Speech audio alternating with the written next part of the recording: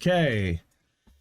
This is one of my favorite people on this planet. Is a gentleman overseas by the name of Gordon Dimmack. And if you haven't heard of him, you should definitely check him out. Give him a follow at Gordon Dimmack, just like that on the Twitter, on Instagram, on YouTube, everywhere. He's on Rockfin as well.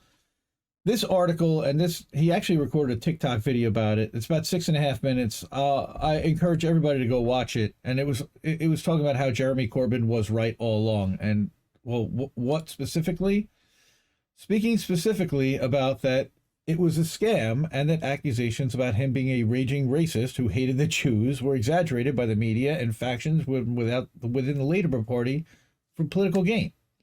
Right? So you need proof. Right. Well, here goes. So he's gonna seek to make the case here. All right. On Monday, a charity called the Campaign Against Anti-Semitism publicly criticized Sir Keir Starmer on Twitter for using the Berlin Holocaust Memorial as some kind of prop in his latest campaign video as leader of the UK Labour Party. And that's this tweet right here. And in response to it, the Campaign Against Anti-Semitism released a statement. It says it is a matter of decency and long-established convention in Germany that you never stoop to using the Berlin Holocaust Memorial as some kind of a prop, but to incorporate the memorial as the backdrop for a political clip that does not even mention the Holocaust is an insult. That's among other things. So he's no friend to he's trying to propagandize what's going on here and trying to use this as a prop, and they're supposedly not, they're not supposed to do this. This is not the first time that the Campaign Against Anti-Semitism have criticized the Labour Party leader. Okay, they relentlessly complain about Jeremy Corbyn during his tenure and even have an entire page on their website dedicated to criticizing him. Interesting. Their complaints during Corbyn's time as leader were so numerous, it was reported to the Charity Commission for heading a number of anti-Labour campaigns. During all these attacks on Labour and Corbyn by the CIA, however, he received little support from his own members of parliament, despite the negative press Corbyn received as a result of the CAA complaints. What's really interesting here is Jewish Labour member of Parliament and Dame of British Empire, Margaret Hodge, never said a word in support for Corbyn during this turbulent period, despite her being an honorary patron of the CAA. Instead, she added fuel to the fire, calling him an anti-Semitic racist after Labour Party's ruling body, the NEC, refused to adopt certain IHRA's definitions of anti-Semitism, which were criticisms of Israel or labeling Israel as a racist endeavor, a decision Corbyn supported but was open to fresh consultation on. That sounds reasonable. She then refused to apologize for it. In response to this latest complaint by the CAA about Keir Starmer, however, Dame Hodge was quick to jump on her now party leader's defense. And what did she say? He visited the Holocaust Memorial on a trip to Berlin, totally appropriate. I'm fed up of CAA using anti-Semitism as a front to attack Labour. Time to call them out for what and who they are, more concerned with undermining Labour than rooting out anti-Semitism. Oh, now you're worried about it. And that's what he says. Why does she speak out in defense of her leader now? Why does she not do the same when Corbyn was her leader? Ruth Smith from Strictly Protect and another Labour MP who was also quiet during the CAA's campaign against Corbyn all of a sudden had something to say about Keir Starmer being criticized by the CAA too. So it's pretty interesting that people are now running to Keir Starmer's defense. I'm sure that somebody made a phone call and asked for that to happen. All right, this attack's not only wrong, it's unfair and blah, blah, blah. Incredible. Dame Hodge and Ruth Smith didn't say a word when CAA was criticizing Corbyn, but now they suddenly jumped to Keir Starmer's defense. What's going on here? Let me remind you that he was suspended from the Labour Party because he said that the scale of the anti-Semitism problem was also dramatically overstated for political reasons by our opponents. In the wake of the Inequality and Human Rights Commission report into AS in the Labour Party, anti-Semitism in the Labour Party when Corbyn was leader. Which, again, dramatically overstated. If anything, what you're seeing here... Okay. Isn't this proving it right? Well, yes. Yes, it is. Right? Especially now, Gordon's hilarious. And Misty loves him. And shout out to Misty. We're so sorry, Misty. And I don't know, our thoughts are with you too this week too.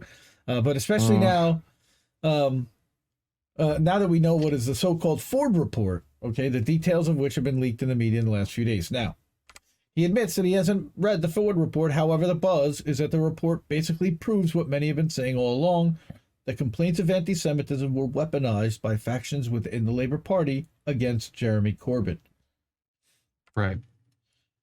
What a surprise. So here's Damian Willie, who says the Ford report has dropped, and although damning in places, has desperately tried to row back or both side stuff, smacking of a watering down attempt.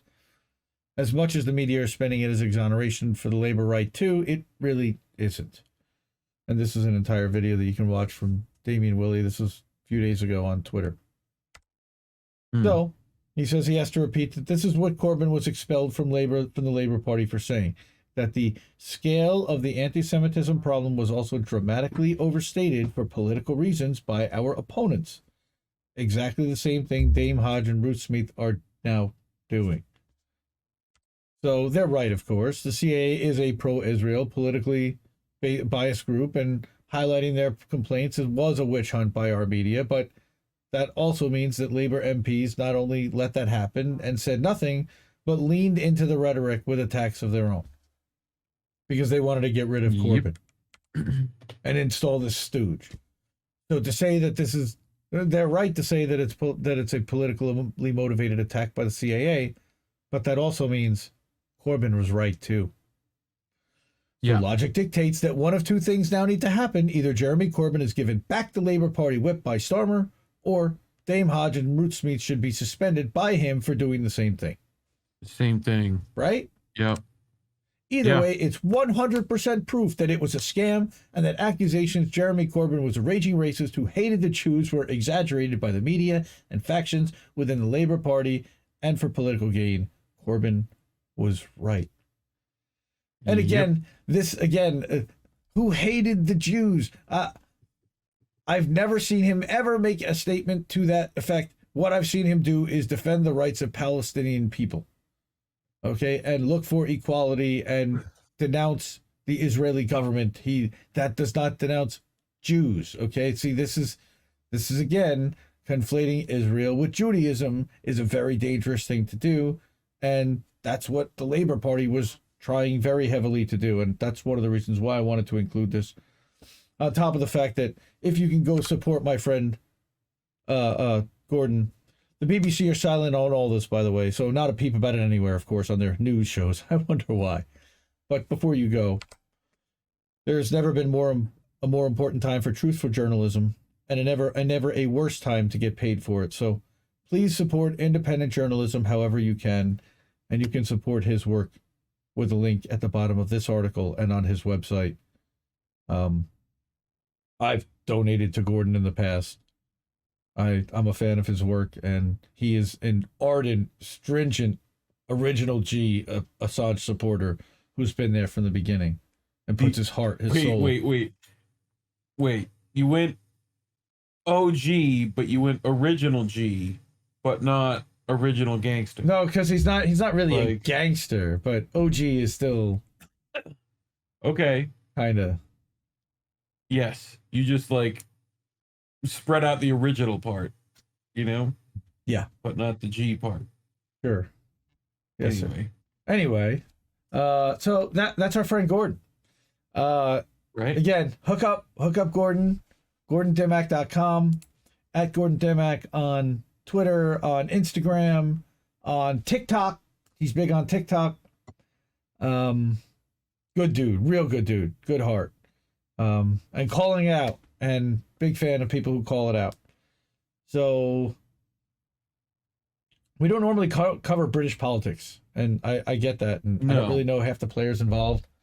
I do take his word for it and his perspective.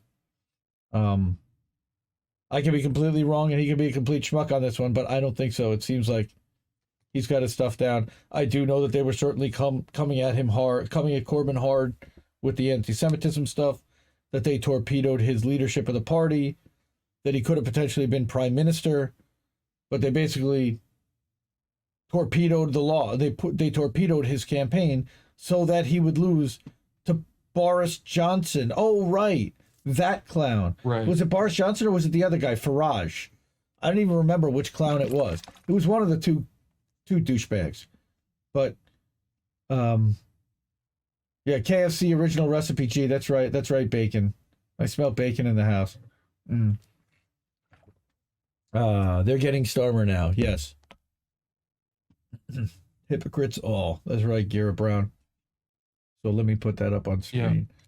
Keir Starmer is no Jeremy Corbyn. You can say that again 100%. Oh, Jeremy Corbyn.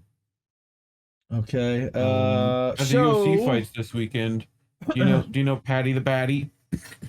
I Have don't. you met Patty the Batty yet? I have not met Patty the Batty. You should quick Google search Patty the Batty just so you have that image in your head. Okay. But here I can do that. Mick Lynch and Claire Daly, by the way, Garrett Brown are both amazing. They're also fantastic politicians overseas. We need a lot more of them. And Mick Lynch has been doing it since he's like 17, 18 years old. These guys, true OG. Nice news stick. Nice. Thank you, Craig. I'm looking for a good one. Nice. There you go, bro. This you got? is Patty the Batty. Right okay, here. I see him. He's got this weird bowl cut. Right? He's super scouse. So it's like Patty the Body. It's fucking crazy British. Like anyway, but his girlfriend, also a UFC fighter, right? Who I think is called RLA in the house. What's up, Nikki? This lady, the meatball. Here. INN's creative Molly director. Meatball McCann. Molly Meatball McCann started a whole chant for fuck the Tories. Well, at the fights this weekend after she won. Sure. Why not? So, yep. Okay. Good stuff. Good stuff.